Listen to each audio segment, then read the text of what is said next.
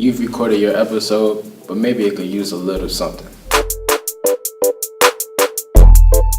Hi, I'm Lavelle, a videographer and a podcast producer, and I'll show you how to edit music and sound effects into your podcast episode. You may want to use your favorite song, but there's this little big thing called copyright.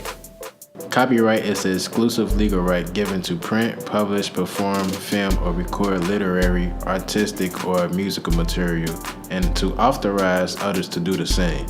This means that you will need permission from the owner of your favorite music before you use it in your episode. So where can you find free music for your podcast? YouTube offers a library of music. Check out the video below to learn how to search and download music for your podcast. In the podcast Novice playlist, we talked about sonic branding, using sound to create a unique identity and promote a company, product, project, and even a podcast. Here are a few things to consider when editing music into your podcast. Use 10 to 20 seconds of music, so pick the best part.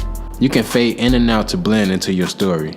You also may want to consider using the same music during the intro and outro. The podcast network Gimlet Media uses the same song throughout all their podcasts to indicate a commercial is taking place. Now let's talk about sound effects. You can add some drama to your episode with sound effects. If telling a story takes place in the winter,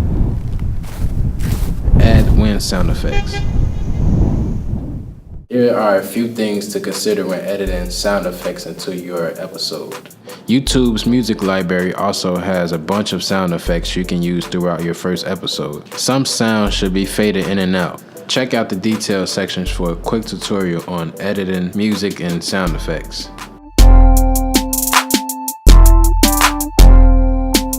Select music and 3 sound effects and add them to your first episode. Then upload your first episode. Next time, we'll share the first episode of your podcast.